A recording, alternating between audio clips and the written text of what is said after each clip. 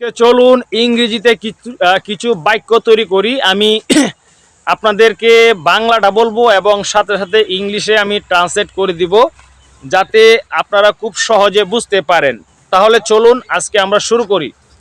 So ফার্স্টে আমরা বলবো কি, যে আমি বাজারে যাই। আমি বাজারে যাই, এটার ইংলিশটা কি হবে? I go to market. আমি বাজারে যাই, আই গো টু মার্কেট। এটার মানে হচ্ছে আমি বাজারে যাই। আমি এখন ইটকলায় দাঁড়িয়ে আছি, এটার ইংলিশটা কি হবে? I am standing here in a brick field. Brick field মানে হচ্ছে ইটকলা, আর দাঁড়িয়ে থাকা মানে হচ্ছে স্ট্যান্ড থেকে স্ট্যান্ডিং হয়েছে।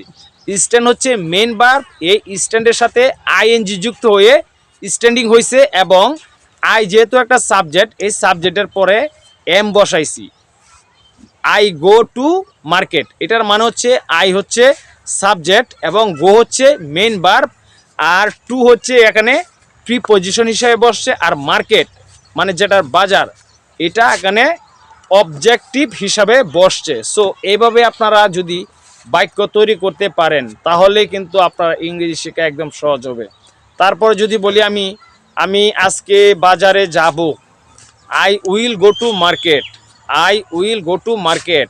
এখানে অনেক সুন্দর সুন্দর ইট পাওয়া যাচ্ছে, তাহলে ইংলিশ হবে here are many beautiful bricks here.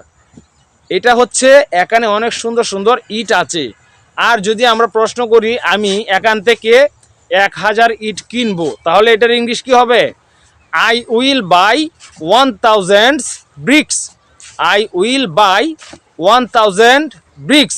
1000 মানে হচ্ছে 1000, আর ব্রিক হচ্ছে ইট, আর আই উইল বাই মানে আমি কিনবো অথবা আমি ক্রয় করব। তার মানে কি, আমি এখান থেকে 1000 ইট কিনবো।